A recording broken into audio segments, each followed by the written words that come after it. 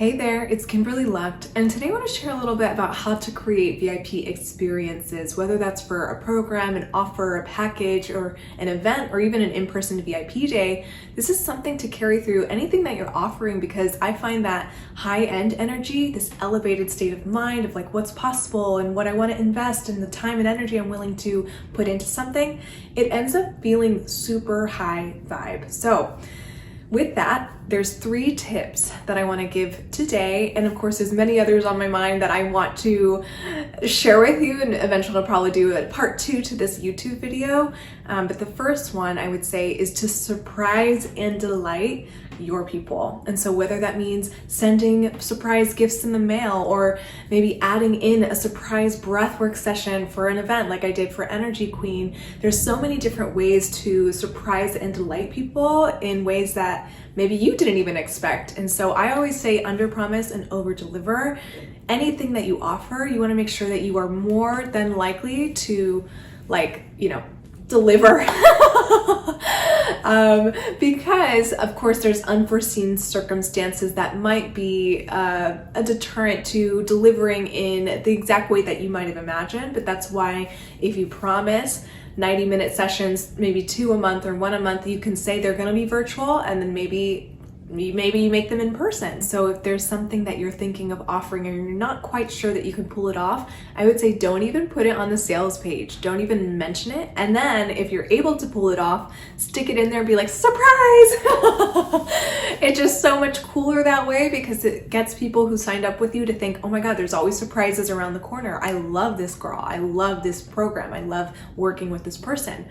So that's number 1. Number 2 is to find ways to almost predict people's unforeseen needs and desires. And of course we can't read minds, but there's some things that keep coming up over and over and over again, maybe with your clients or just people that you know, of like, what do people keep complaining about or bringing up in conversation that they wish they could change? And how could you like kind of come in and quote unquote save the day in any way? Like, even if it's like, okay, well, maybe someone's grieving somebody or somebody is going through a major life transition, how could you make their life easier? Is there a way that you could almost like take care of the groceries for a week? And of course this is like, maybe overextending it for clients, but even if you were to do something like this for a friend, oh my God, they would never forget it. And so what in the client space could be the equivalent to that? So let's say somebody has recently quit their job. Like, what could you send in the mail to celebrate that? And what unforeseen needs and desires do you think they might have?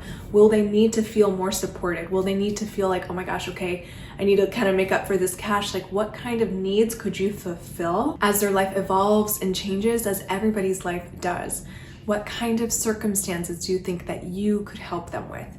And almost like predicting in advance and surprising them along the way links back into number 1, of course, with the surprise and delight. But this is almost like going a step further, because it's saying, okay, they might need this and not that. Or they might need both. I might be able to help in ways that don't necessarily cost me a lot of money or energy or time, but it's a gesture of me wanting to support. So what could you do to make their life easier? An example of this, I think, was Energy Queen. I noticed that there was a lot of womb energy going on, a lot of maternal lineage stuff coming through. And so I foresaw some needs and desires of the group and turned the salt cave ceremony into like this womb ceremony, pretty much. Like, the salt cave looks to me like I haven't really ever seen the inside of a womb, like consciously. I don't remember seeing the inside of a womb, but I felt like the salt cave could symbolize the womb, and we could do some womb healing in the salt cave. And so kind of thinking on your feet and seeing what comes through the group or through the client,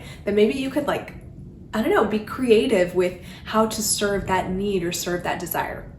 Okay, I hope that makes sense. Number 3 is to carry people through an experience. And so let's say that you, as the planner, as the organizer, as the practitioner or the coach, maybe you're running into like a few like hiccups along the road of like the food didn't arrive on time, or the transportation didn't get there on time, or Zoom is acting up.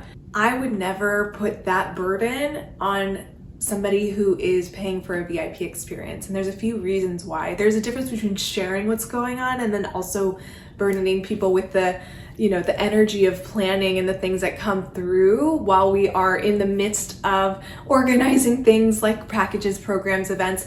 there's some things that are better left for backstage. This mindset came to me in the world of dance, because you see a lot of dancers who make it look so effortless on stage, and then backstage you don't even know what's going on. It's so chaotic. There's lipstick everywhere and hairpins everywhere, and I can't find my tutu, or I can't find my dress, and the audience doesn't know. And frankly, the audience usually doesn't really care. I forget what the phrase is, but it's like, no one, like, I forget what the phrase is. It's basically like, don't show like the audience like the things that they really don't want to know about. Like, they don't care if you're sick, they don't care if, they just care if you show up. And while I love to think that most people are way more compassionate than that, more loving than that, the truth is that we are here to deliver an experience and to carry people through an experience that feels like, oh my gosh, like a miracle, right? And we can't necessarily do that if we're burdening them with the planning or the stages or the organizing of anything that we're, developing. And so keeping as much of it to yourself as possible. Of course, there's going to be ways to communicate any changes or differences that you might have needed to switch around. But overall, carrying people through an experience means having the execution mechanism of creating a masterpiece and letting them see the masterpiece and not all of the stuff that went on behind the scenes, because it's not their job to even really think about. You want them to feel like this is effortless for them, and that's a really big part of what VIP experiences feel like, for me at least. I hope this helps, and just to recap, the 3 tips to creating VIP experiences are to 1, surprise and delight everybody involved in big or small ways. The sky's the limit here. You can use your creativity. I'm sure whatever you think of is gonna be amazing. Number 2 is to plan for unforeseen needs or desires. And so to be that person that people say like, oh my God, I really needed that. I needed to hear that, or I needed to see that, or I needed to receive that. Whatever it is, I know that just like almost predicting, almost as if you could read their minds, but you know that you can't. Like, what is it that they are really most craving at this moment in time, and how can I help? Okay.